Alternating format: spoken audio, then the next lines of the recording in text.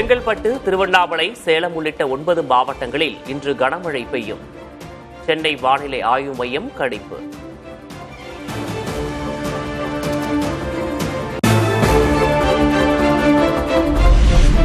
சென்னையில் ஒரு சில பகுதிகளில் இடியுடன் கூடிய மிதமான மழை பெய்யக்கூடும் என கணிப்பு. குறைந்தபட்ச வெப்பநிலை 22 முதல் 23 டிகிரி செல்சியஸை ஒட்டியும் இருக்கக்கூடும் எனவும் தகவல்.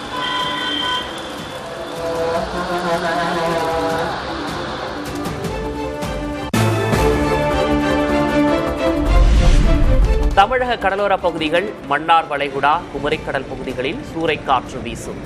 மீனவர்கள் கடலுக்கு செல்ல வேண்டாம் என வானிலை மையம் அறிவுறுத்தல்.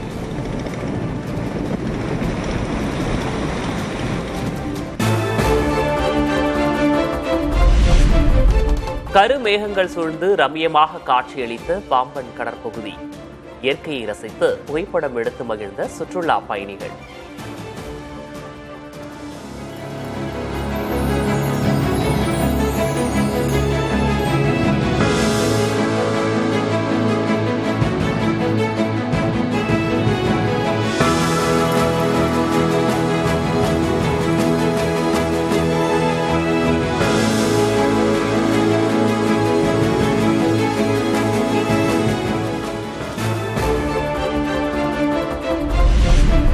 முன்னாள் முதல்வர்கள் எதிர்கொள்ளாத நெருக்கடிகளை தாம் எதிர்கொண்டதாக முதல்வர் மு.க. ஸ்டாலின் பேச்சு.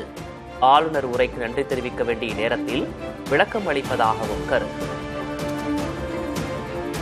ஆளுநருக்கு விளக்கம் அளிக்க வேண்டிய நிலையில பேசக்கூடிய நிலையில நின்று கொண்டிருக்கிறேன். இது பேரறிஞர் பெருந்தகை அண்ணாவும் முத்தமிழறிஞர் கலைஞரும், இன்னும் சொன்னால் மக்கள் தலைவர் எம்ஜிஆரும் அம்மையார் ஜெயலலிதா அவர்களும் எதிர்கொள்ளாத நெருக்கடி. அவங்க காலத்தில் இருந்த ஆளுநர் கூட இப்படி இல்லை. அந்த வகையில் அளவுக்கு அதிகமான சோதனைகளை எதிர்கொண்டவனாக நான் நின்று கொண்டிருக்கிறேன்.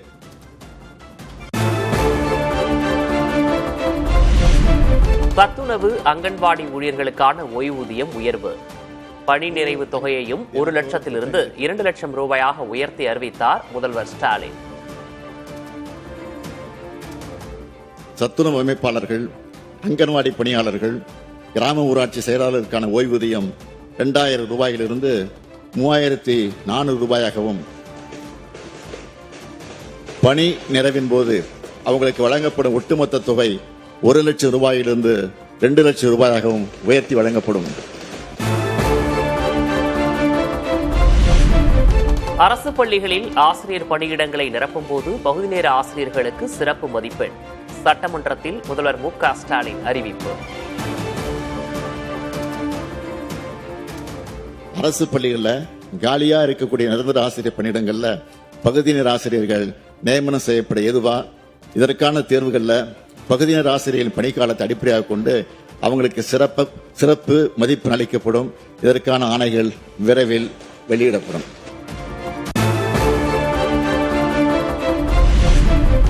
பதினேழு நாட்களாக நடைபெற்று வந்த பகுதி நேர ஆசிரியர்களின் போராட்டம் தற்காலிகமாக ஒத்திவைப்பு. முதல்வரின் அறிவிப்பை தொடர்ந்து முடிவு.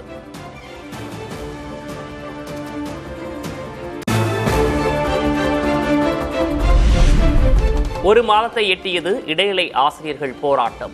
சமவேளைக்கு சம ஊதியம் கோரி போராட்டம் நடத்திய ஆசிரியர்கள் கைது.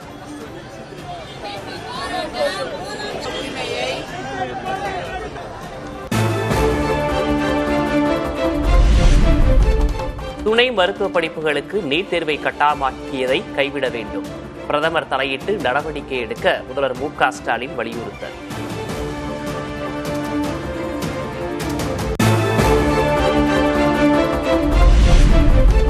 சட்டமன்ற தேர்தலில் போட்டியிட விருப்பமனு அளித்தோரிடம் அதிமுக தலைமை நேர்காணல். விழுப்புரம், தூத்துக்குடி, தென்காசி உள்ளிட்ட 8 மாவட்டங்களைச் சேர்ந்தோரிடம் நேர்காணல் நடத்தினார் எடப்பாடி கே. பழனிசாமி.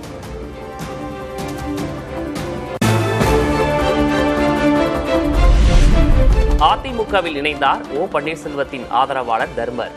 பொதுச் செயலர் எடப்பாடி கே. பழனிசாமியை சந்தித்து கட்சியில் ஐக்கியம். என்னை பொறுத்தவரை யார்த்தையும் கருத்து வருது கிடையாது. என் சுயநலமான எடுத்த முடிவு தான். நான் தொடர்ந்து அதிமுகவுடைய நாடாளுமன்ற மேலவை உறுப்பினர். அந்த மரியாதை நிமித்தமாக இன்னைக்கு பொதுச் செயலாளர் அவர்கள் சந்தித்தேன்.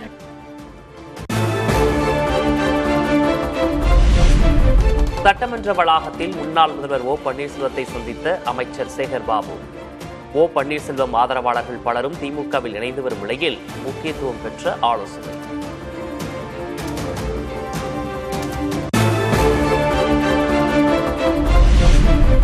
கோவை தெற்கு, மதுரை மத்தி, ஆலந்தூர் உள்ளிட்ட 15 தொகுதிகளில் போட்டியிட மக்கள் நீதி மய்யம் விருப்பம். திமுக தலைமையிடம் பட்டியலை வழங்க உள்ளதாக தகவல்.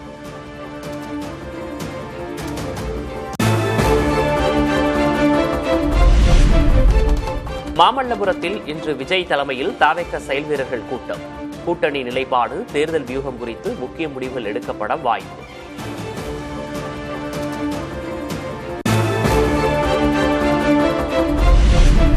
திமுக ஆட்சியை அகற்ற தவேக தலைவர் விஜயால் தான் முடியும் என செங்கோட்டையன் உறுதி. விஜய் கை காட்டுபவரே சட்டமன்ற உறுப்பினர் என்றும் பேட்டி.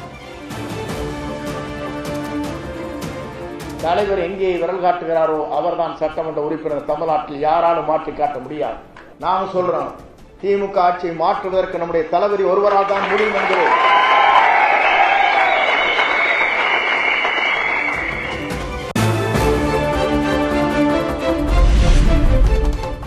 எம்ஜிஆர் அதிமுக என்ற பெயரில் புதிய கட்சி தொடங்க பண்ருட்டி ராமச்சந்திரன் திட்டம். விஜயின் தவேகவுடன் கூட்டணி அமைக்க உள்ளதாக தகவல்.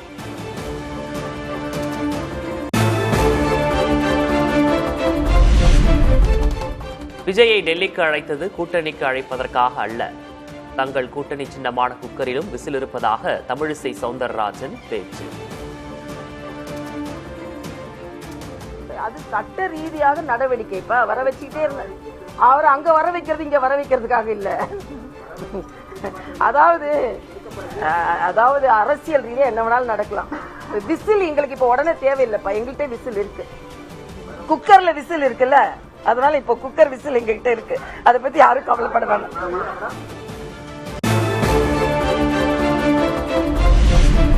பிரதமர் மோடி எத்தனை முறை வந்தாலும் தமிழ்நாட்டில் வெல்ல முடியாது. தமிழக மக்கள் உரிய பாடம் கற்பிப்பார்கள் என செல்வ பெருந்தகை அறிக்கை.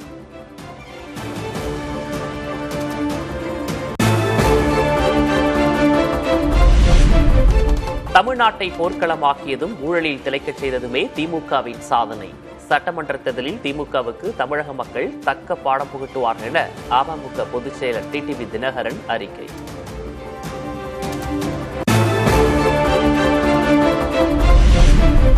எடப்பாடி பழனிசாமி, டிடிவி தினகரன் இடையே நடந்த பிரச்சனை பங்காளி சண்டை அல்ல, பங்கு வைப்பதில் ஏற்பட்ட சண்டை என அமைச்சர் மனோ தங்கராஜ் விமர்சனம். பங்காளி சண்டை தான். திமுகவை எப்படியாவது ஆட்சி கட்டுல இருந்து அதான் பங்கு வைக்க சண்டை. அது அவரே சொல்லிட்டாரு, நீங்க சொல்லுங்க. அதுதான் நானும் சொன்னேன். இப்போ அவங்களோட பங்கு வைக்க சண்டையை தவிர வேற எந்த சண்டை இல்லை. கொள்கை சண்டை இல்லை. கொள்கை சண்டைனா சேர்ந்திருக்க மாட்டாங்க. ரவுடி வெள்ளைக்காளியை குறிவைத்து தாக்குதல் நடந்துள்ளதாக ஐஜி பாலகிருஷ்ணன் விளக்கம். தாக்குதல் நடத்திய கும்பலை பிடிக்க 5 தனிப்படைகள் அமைக்கப்பட்டுள்ளதாகவும் பதில். அந்த நபரை, வெள்ளைக்காளிங்கிற நபரை மர்டர் பண்றதுக்கு ட்ரை பண்ணும்போது எஸ்கார்டு இருந்த போலீஸ் இம்மீடியட்டா குற்றவாளிக்கு எதுவும் அசால்ட் ஆகாம தடுத்துட்டாங்க. குற்றவாளிகளை பிடிக்கிறதுக்கு ஒரு 5 தனிப்படை அமைச்சிருக்கிறோம். கூடிய சீக்கிரம் அவங்களை கைது செய்து உரிய நடவடிக்கை.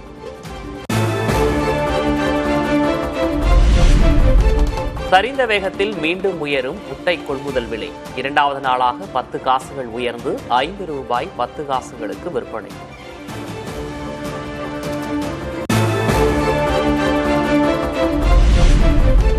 $1,18,000 ரூபாயை எட்டியது ஆபரண தங்கத்தின் விலை.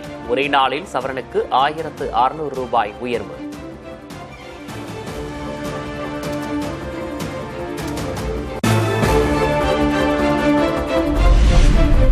வெள்ளி விலை ஒரே நாளில் கிராமுக்கு 20 ரூபாய் உயர்ந்து 365க்கு விற்பனை. 1 கிலோ வெள்ளி 3,65,000 ரூபாயை எட்டியது.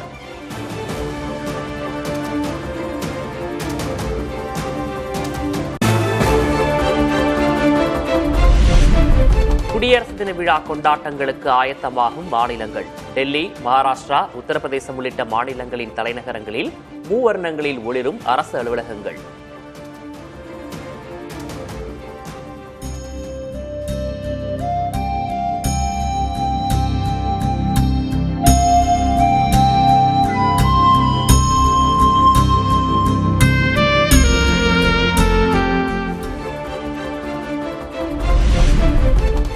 நாடாளுமன்ற பட்ஜெட் கூட்டத்தொடருக்காக தயாராகி வரும் மத்திய அரசு வரும் 27ஆம் தேதி அனைத்துக் கட்சி கூட்டத்திற்கு அழைப்பு.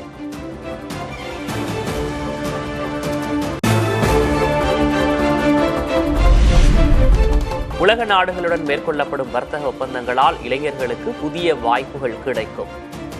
ரோஜ்கர் மேளா திட்டத்தின் கீழ் பணி நியமன கடிதம் வழங்கும் நிகழ்ச்சியில் பிரதமர் மோடி பேச்சு.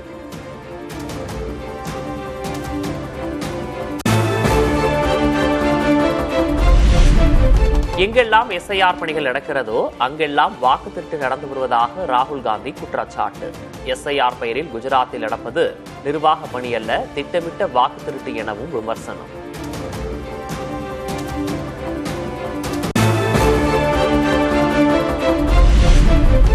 ஜம்மு காஷ்மீரின் பெரும்பாலான பகுதிகளில் கடும் பனிப்பொழிவு. பனிப்பந்துகளை ஒருவர் மீது ஒருவர் வீசி விளையாடி மகிழ்ந்த குழந்தைகள்.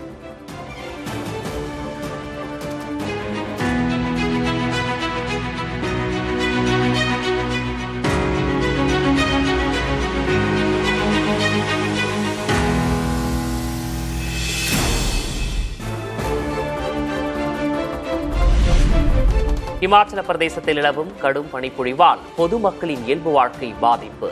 சாலைகளில் பனி சூழ்ந்துள்ளதால் மணாலியில் போக்குவரத்து நெரிசலில் சிக்கும் வாகன ஓட்டிகள்.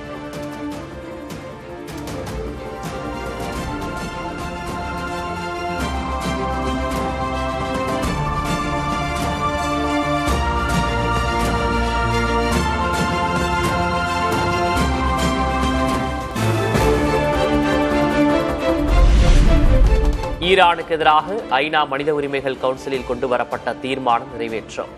தீர்மானத்திற்கு எதிராக இந்தியா, சீனா, பாகிஸ்தான், இந்தோனேஷியா உள்ளிட்ட 7 நாடுகள் வாக்களிப்பு.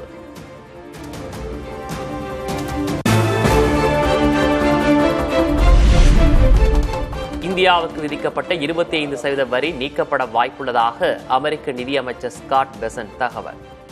ரஷ்யாவிடமிருந்து எண்ணெய் வாங்குவதை இந்தியா பெரிதும் குறைத்துக் கொண்டதாகவும் பேச்சு.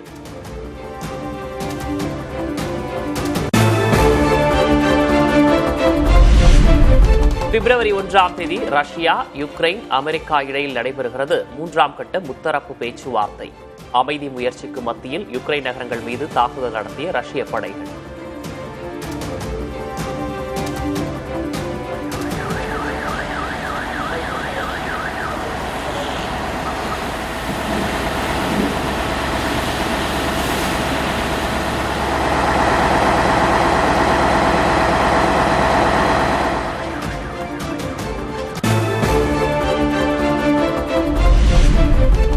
உலகக்கோப்பை T20 கிரிக்கெட் தொடரில் இருந்து வங்கதேசம் அணி அதிரடி நீக்கம். மாற்று அணியாக ஸ்காட்லாந்தை சேர்த்து ICC நடவடிக்கை.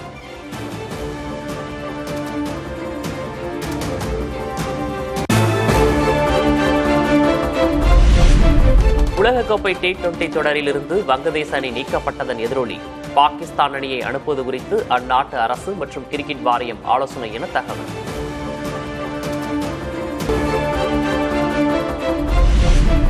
ஆஸ்திரேலியன் ஓபன் டென்னிஸ் தொடரிலிருந்து விலகினார் முன்னாள் நம்பர் 1 வீராங்கனை நயோமி ஒசாகா. உடல்நலக்குறைவால் அடுத்தடுத்த போட்டிகளில் விளையாட முடியாத சூழல் என விளக்கம்.